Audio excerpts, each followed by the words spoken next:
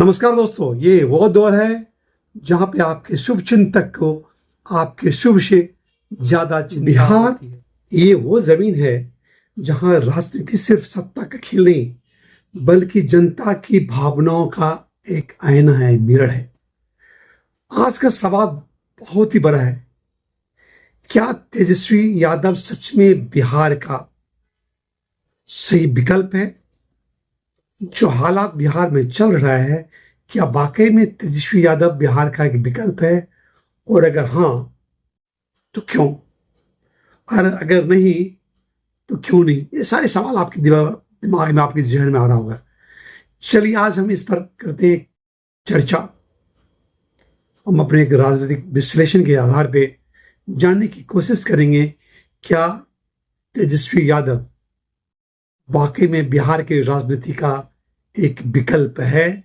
अगर है तो क्यों, अगर नहीं है तो उसके क्या खास रीजन हो सकते हैं?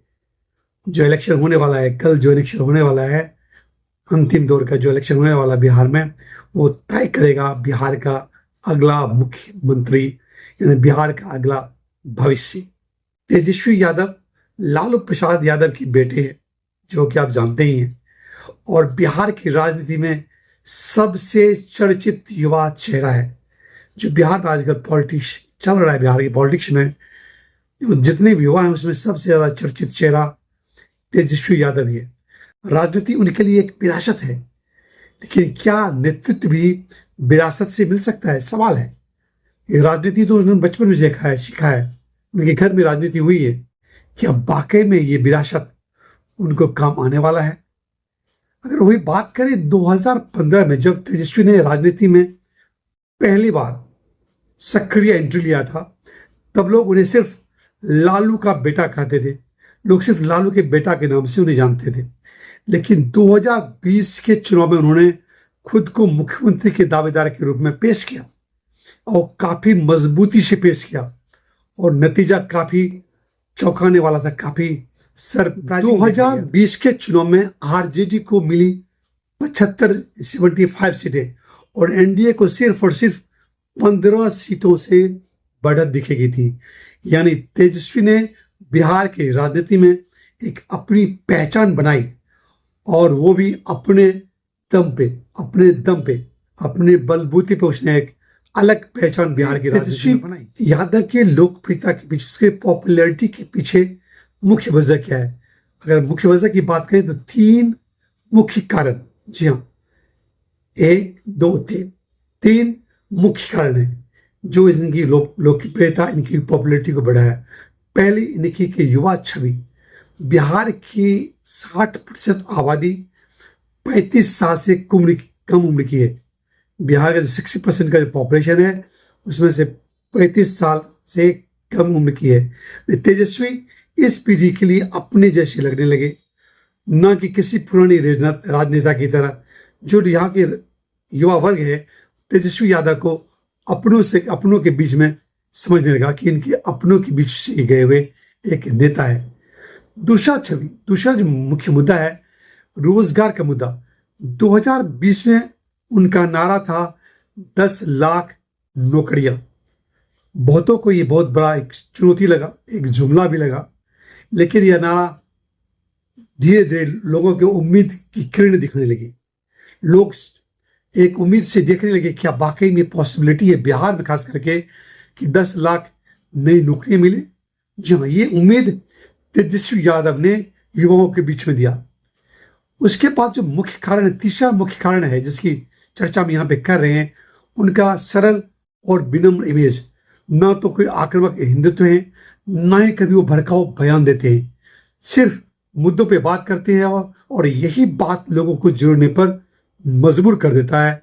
ये 3 मुख्य वजह है जो तेजस्वी यादव की छवि को दिन ब दिन स्ट्रॉन्ग करता है, मजबूत करता है। लोकप्रियता का मतलब है कि वो एक अच्छा प्रशासक भी होंगे। पॉपुलैरिटी अलग चीज है, वो तो कलाकार को, फिल्म एक्टर को ज्यादा पॉपुलैरिटी मिलती है। इसका मतलब ये तो नहीं है जैसे शाहरुख खान हो, सलमान खान हो, वो काफी पॉपुलर हैं। अमिताभ बच्चन भी एक समय में काफी पॉपुलर थे। क्या वो एक अच्छा राजनेता सिद्ध हुए, एक अच्छा शासक सिद्ध हुए? तेजस्वी का अब तक का एक प्रशासनिक अनुभव काफी सीमित है। वाकई में एक एक नेगेटिव पॉइंट यहाँ देखा गया है। 2015 और 2017 तक वो डिप्टी सीएम रहे, उप मुख्यमंत्री बिहार के रहे, लेकिन असली जो नियंत्रण था, बागडोर था, कमांड नीतीश कुमार का था। नीतीश कुमार के पास असली बागडोर बिहार के राजनीति। अगर 2015 से 2017 की बात करें तो उस वक्त का जो परफॉर्मेंस था तेजस्वी यादव का, वो काफी मिक्स था, मिला जुला रहा।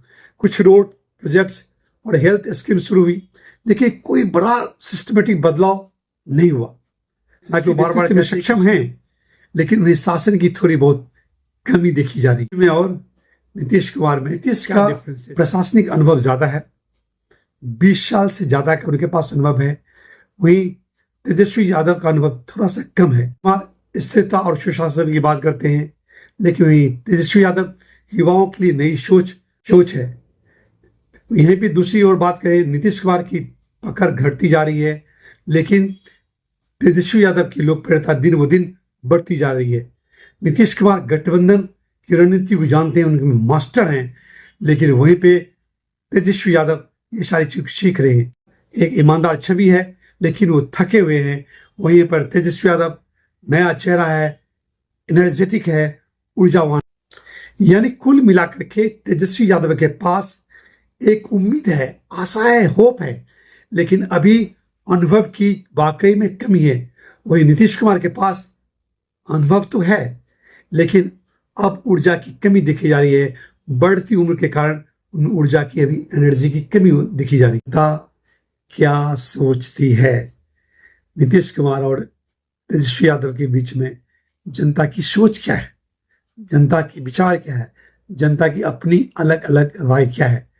जब हमने अपने जानकारों से, चाहे पटना हो, दरभंगा हो, भागलपुर हो, मुजफ्फरपुर हो या सुपौल हो, सहरसा हो, छोटे बड़े शहरों में लोगों से बात की, तो उनकी प्रतिक्रिया कुछ अलग। लोगों की प्रतिक्रिया ये थी कि नीतीश जी ने बहुत किया, पर अब जो वक्त है, समय है, वो बदल गया है। तेजस्वी में बात है, पर भरोसा अभी आधा है। ये लोगों की राय है, लोगों को काम चाहिए। जी हाँ, अब जाति नहीं चाहिए, कोई जाति विशेष की बात लोग ना करें।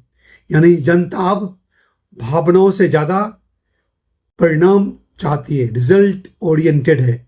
और तेजस्वी अगर इस भावना को सही दिशा में ले जाएं, जी हाँ, अगर तेजस्वी यादव लोगों की भावनाओं को सही डायरेक्शन में ले जाएं, तो वो बिहार के लिए एक सकारात्मक विकल्प बन सकते हैं, बिहार के लिए पॉजिटिव। तेजस्वी यादव के सामने भी ढेर सारी चुनौती, जो सबसे बड़ी चुनौती का सामना तेजस्वी यादव लगातार कर रहे हैं, उनके पास है जातीय राजनीति की जंजीरें। बिहार में वोट अभी भी जाति के आधार पर बटा हुआ है और तेजस्वी को इससे ऊपर उठना होगा, जातीय समीकरण से ऊपर उठना होगा, तभी एक कुशल शासन के रूप में, शासक के रूप में वो जाने जा सकते हैं। वो है गठबंधन की मुश्किलें। जैसा कि कांग्रेस से आप परिचित हो, कांग्रेस कभी भी कुछ कर सकती है। कांग्रेस और वामपंथी दलों के साथ तालमेल रखना आसान बात नहीं है। विपक्षी एकता तभी टिकेगी जब वो स्पष्ट नेतृत्व दिखाएंगे। यानी तेजस्वी यादव जब स्पष्ट नेतृत्व के रूप में उभर के आएंगे इन विपक्षी पार्टियों के साथ, इनके जो सहयोगी दल हैं, इनके साथ मिलकर के, तभी वो कुछ कर पाएंगे। उसके बाद है लालू प्रसाद यादव की छाया। भले ही तेजस्वी अपने पिता से अलग छवि बनाना चाहते हैं, लेकिन जनता अब भी लालू राज की यादों से पूरी तरह उड़ी नहीं है। अभी तक जनता के दिमाग में ये बैठ गया है कि लालू राज जंगल राज था और लोग वो राज फिर से नहीं देखना चाहते हैं। तो तेजस्वी यादव को जनता के दिमाग में ये बात डालनी होगी, पहुंचानी होगी कि अगर उनकी सरकार बनती है तो उस तरह की जंगल राज जिसकी बात लोग करते हैं, जो बातें कही जा रही है लालू प्रसाद यादव के समय की, वो बातें फिर से दोहराई नहीं जाएगी। तेजस्वी अब राजनीति को आधुनिक दिशा में ले जाना चाहते हैं। उन्होंने एआई, स्टार्टअप्स और डिजिटल बिहार की बात की। जो आज जो चुनावी दौर चल रहा है, उन्होंने 3 चीजों की बात बहुत ही सूझबूझ और गहराई से की। ये वही बातें हैं जो पहली बार किसी मुख्यमंत्री उम्मीदवार के एजेंडा में दिख रहा है। एक मुख्यमंत्री उम्मीदवार जनरली एक दूसरे की शिकायत करते हैं, एक दूसरे के शासन की खिंचाई करते हैं कि उन्होंने ये नहीं किया, उन्होंने वो नहीं किया। लेकिन तेजस्वी यादव ने इन 3 मुद्दों पर गहराई से बात की, लोगों के सामने में अपना सोच रखा। अगर वो अपने नारे, जो उनका नारा है रोजगार और सम्मान, को सच में जमीन पर उतारते हैं, वाकई में जो उनकी छवि है, जिस छवि से वो बाहर निकलना चाहते हैं, जो युवाओं का उनका भरोसा है उन पर काफ़ी बढ़ सकता है। और जी हाँ, और बिहार के लिए एक नया विकल्प तैयार हो सकता है। यानी एक शासक के रूप में बिहार के मुख्यमंत्री के रूप में एक नया विकल्प तेजस्वी यादव। क्या बिहार चुनाव में अभी भी एनडीए और मोदी फैक्टर है? क्या एनडीए और मोदी फैक्टर अभी भी बिहार चुनाव में देखा जाता है? क्या वाकई में मोदी का अभी भी बिहार में वो मैजिक है जो पिछले सभी इलेक्शन में, चुनाव में देखा गया है? मोदी फैक्टर को बिहार के चुनाव में जुटलाया नहीं जा सकता है, चाहे 2020 का इलेक्शन हो या अभी के चुनाव, विधानसभा चुनाव हो।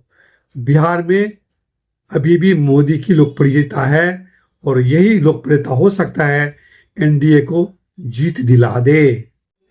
अगर 2025 में मोदी फैक्टर कहीं से भी कमजोर हो गया, मोदी अपनी बातों को दूसरे के सामने में समझाने में विफल रह गए, तो तेजस्वी प्रसाद यादव का रास्ता बिल्कुल साफ हो गया है।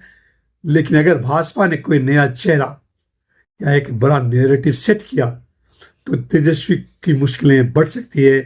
तेजस्वी जो सोच रहा है, जो उनकी सोच है, शायद उनमें एक रुकावट फिर से आ सकता है। या किसके बारे में क्या नैरेटिव सेट कर रही है, क्या बातें लोगों तक पहुंचा रही है, काफी महत्वपूर्ण है। यानी हम मीडिया की भूमिका को इग्नोर नहीं कर सकते। क्या मीडिया तेजस्वी को एक सकारात्मक विकल्प में दिखाएगा? ये सबसे बड़ा सवाल है। और ये बात दिखाया जा रहा है कि अगर तेजस्वी यादव सरकार में आते हैं तो लालू यादव में जो कुछ कमियां थी, जो जातिवाद की बात उन्होंने किया, तो तेजस्वी यादव भी हो सकता है वही जाति समीकरण की बात करे। इस तरह की मीडिया के थ्रू बातें, नैरेटिव जो है वो गढ़ी भारतीय जनता पार्टी या एनडीए के द्वारा गढ़ी जा रही है। याद करिए, नैरेटिव राजनीति का एक आधा चुनाव जीत जाता है। जो नैरेटिव सेट होगा वही राजनीतिक चुनाव का निष्कर्ष डिस्कस करेगा। यानी तेजस्वी को अपने पे कंट्रोल रखना है। ये तभी मुमकिन है जब वो साफ, ईमानदार और पारदर्शी अपने आप को दिखाए। उन छवियों से जिनकी दाग उन पर बार बार लगाई जा रही है, जो तोहमत उन पे बार बार लगाई जा रही है, उनसे उनको बाहर निकलना ही पड़ेगा। तभी वो एक अच्छा शासक के रूप में और एक पॉपुलर नेता के रूप में बिहार के लोगों के द्वारा एक्सेप्ट किए जाएंगे।